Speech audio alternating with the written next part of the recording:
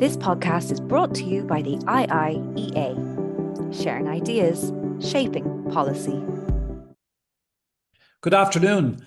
I'm Alex White, Director General here at the Institute of International European Affairs. I'd like to welcome you to our webinar this afternoon, where the topic is hot wars, hot planet, climate change and security in a competitive world.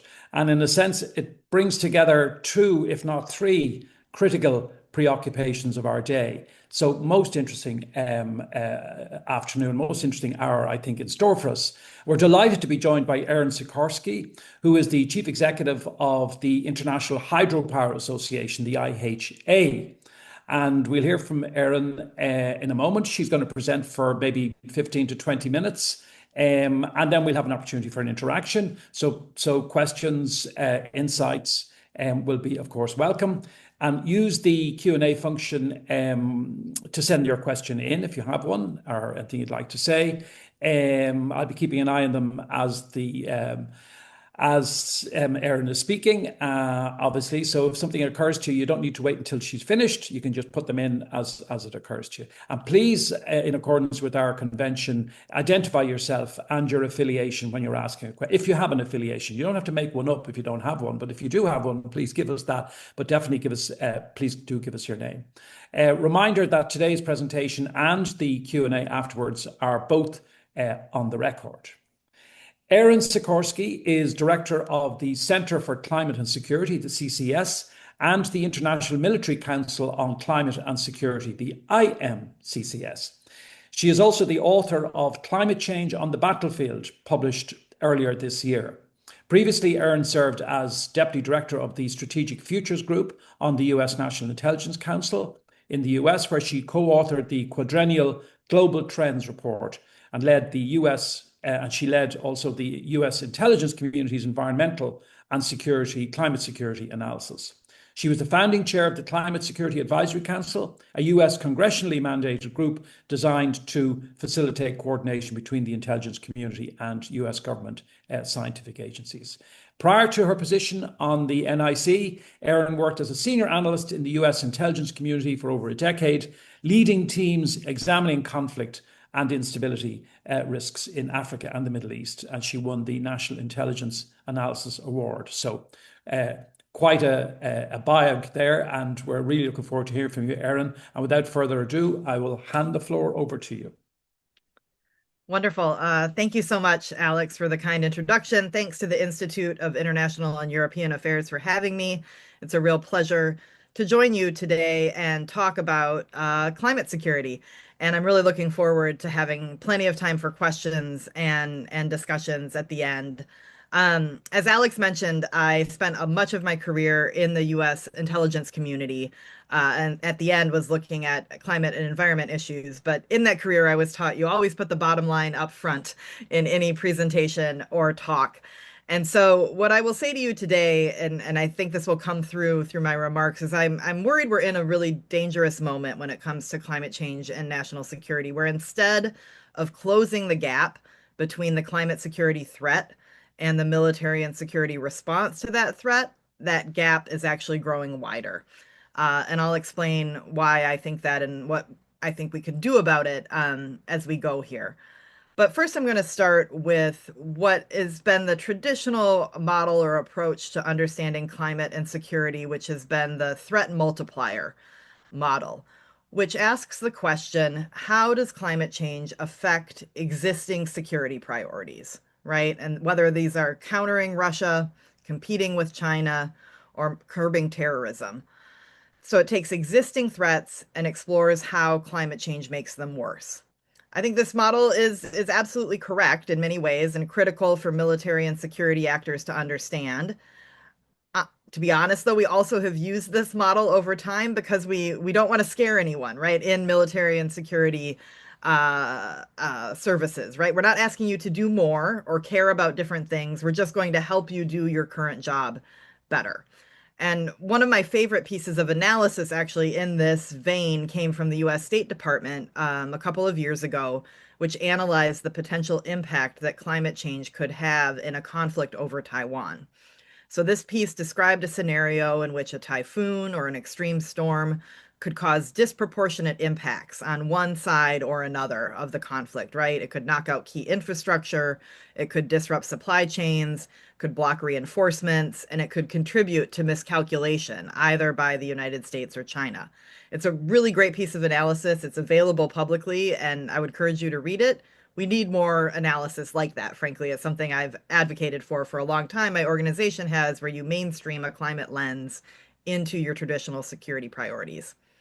But I would also say in this moment, as we understand more and more about climate and how it's changing and the path that we're on, that this threat multiplier model is not enough. It's a good place to start, but we need to move beyond it because I think we're in a world now where climate change not only multiplies existing threats, but is creating new ones.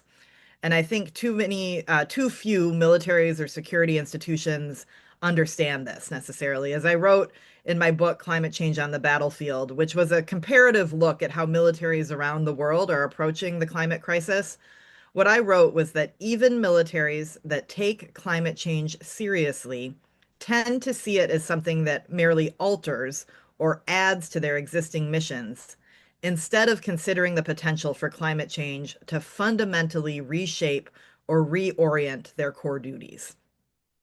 And so I think, when we step back and we look at the purpose of security institutions, of militaries, right, to protect and secure the nation state and the people within it, I think it's undeniable that one of the most critical threats to state security are the effects of climate change right now. You can measure this in the most valuable of metrics, human lives. We see climate change compounded hazards taking their toll around the globe. In Europe, in 2022, for example, there were nearly 20,000 heat-related deaths. It was one of the hottest years on record, and those deaths were excess deaths due to heat. That compares to only 6,700 deaths around the world that year from terrorist attacks. So nearly 3 times as many just in Europe and the UK alone, deaths from heat. You can look at other metrics as well. You can look at economic damage, risks to critical infrastructure, other security dynamics, the capacity to reshape global winners and losers, or change countries' national interests. Climate change is absolutely already a critical driving factor. As I was preparing for this talk, I was doing some research on Ireland and saw that earlier this year, the Environmental Protection Agency in the state did its first kind of comprehensive risk assessment across the country and looked at 115 different risks that came out of an increase in extreme weather events due to climate change and examined how those risks would affect the country's energy, its transport, communications, water security, public health, food production and supply, and ecosystems, right? So again, all of these different measures. So I would argue that it's perhaps time to be so bold to ask ourselves the opposite of the question I posed at the beginning, right? How does climate affect our existing threats and existing security concerns? And instead flip it on its head, right? And consider how our current identified security missions impact our ability to tackle new threats posed by climate change, right? Are we missing things? Are we not having things on the table because we are bound to an old, outdated understanding of what security is? And I think this is an important question to ask right now because when we look at the trajectory we're on for climate change, we know that things are only going to get worse in the next couple of decades and more complicated, right? Even if all emissions were cut tomorrow magically, we still have enough carbon in the atmosphere that warming is going to continue. And scientists are increasingly warning about tipping points, crossing systemic tipping points that may fundamentally reshape how the climate works and are not easily reversible. Just this past week, a new report from a tipping points group came out that examined things like the cryosphere, examined the Amazon, examined the AMOC, right? So we're entering this climate change world for which we have no analog. And I think for security actors, this is really challenging. We tend to hold the environment and climate constant.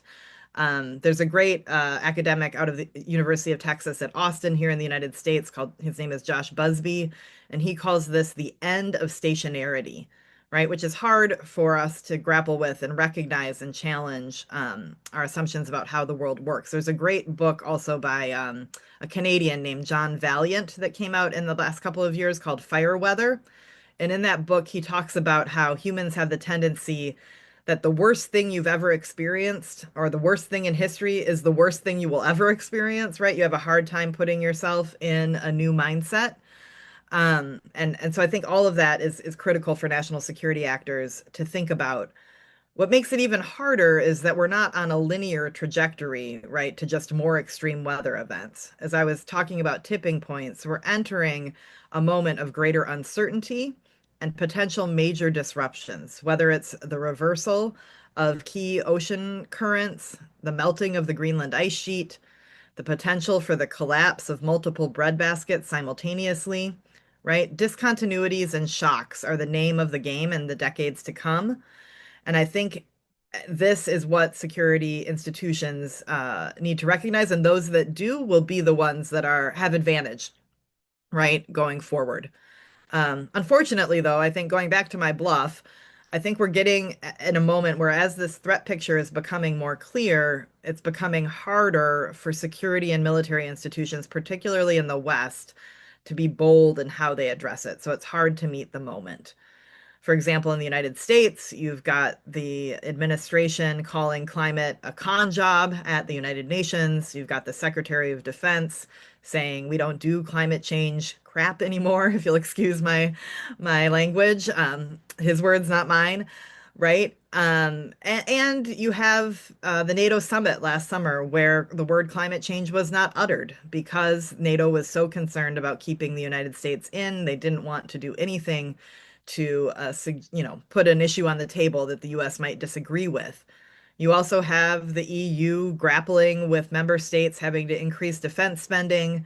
A country like Spain came to the table last spring saying, look, we want to increase our defense spending by putting money into resilience and adaptation domestically, so we're ready for these climate hazards. And EU officials laughed at them when they proposed that, right? So the politics are hard in the moment. And I think we're stuck in a place where militaries are reactive. Security actors are reactive. They're continuously deployed to respond to these climate hazards, right? But they can't invest and strategize and kind of get ahead of the threat because the politics are so challenging. So my fear is that amidst this geopolitical moment we're in, one where states are turning inward, right? Nationalism is rising, trust is faltering. Many countries have an understandable impulse to revert their focus to state level threats and see climate change as a soft issue. Move back from the progress we've made. And frankly, Ireland and others have led at the UN and at the COPs and elsewhere of putting climate and security on the agenda, but instead to say, well, we'll deal with that later once we've dealt with the real geopolitical threats we're facing today. My concern is this creates a blind spot and puts countries at risk. It also misses a huge opportunity, I think, to gain advantages.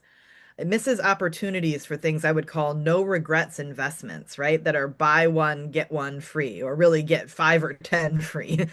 And I'll end by talking about the example of hybrid threats, because I think this is a clear place where there's benefit to thinking about hybrid threats and climate change at the same time. When I was at the NATO summit in June, I heard defense minister after defense minister warn of gray zone attacks from Russia to critical infrastructure, threats to domestic food security, increased disinformation campaigns. And just in the few months after the summit, we've seen how climate-driven hazards reveal and create systemic vulnerabilities across NATO countries that expose a ripe hybrid attack surface for any adversary to exploit. And I'll give you just 3 examples. One is the deployment of militaries I was talking about before. So you've got preoccupied military and emergency responders. Europe faced a record wildfire season this summer with more than 1 million hectares burned and hundreds of troops deployed in response. You also have strained critical infrastructure due to climate change. These summer heat waves increased Europe's electricity demand by 14% and doubled energy prices. If I was sitting in Moscow and thinking about where to direct my cyber attacks this summer, I absolutely would have overlaid where they were already strained due to climate change. And then you have public frustration, right? You've got populations, particularly across Southern Europe this year, that blamed governments for mismanaging early warning systems and accusing leaders of underinvestment in preparation for extreme weather. This led to calls for government resignations. And we've seen multiple times where Russia and China, frankly, have leveraged this public frustration, built disinformation campaigns on social media to try to further sow division within populations in the wake of extreme weather events and take advantage of that strain that they're already putting on populations. So I give you these examples to make the case that investing in preparing for and preventing such climate-driven hazards reduces the hybrid attack surface and provides many co-benefits to national security. I think resilience is really the name of the game, right? In our more fragmented and competitive world, countries that are all in on preparing to absorb and manage and minimize the discontinuities and shocks that climate change will pose, those countries will have the advantage going forward. And again, here in my research, reading about Ireland and the Climate Change Advisory Council, which released a new report just at the end of last month, it laid out a whole list of investments the country needs to make to build resilience to climate change. And I would argue those are all security investments for a country, right? They're not just climate investments, but they're about building resilience and building strength in the world in which we live in. I would argue that investments in managing these climate risks, we can call them stability multipliers, right? And they'll pay resilience dividends in the years to come. So, it's very hard for me as a former intelligence analyst to not only see the glass as half empty, right, and talk about threats and risks, but I think framing this around security opportunities and how to build resilience for the more complicated, competitive world in which we're operating is a really important frame. So I'm going to stop there. I'm really looking forward to your questions and the discussion, and thanks so much for this opportunity to chat with all of you today. This podcast is brought to you by the IIEA, sharing ideas, shaping policy.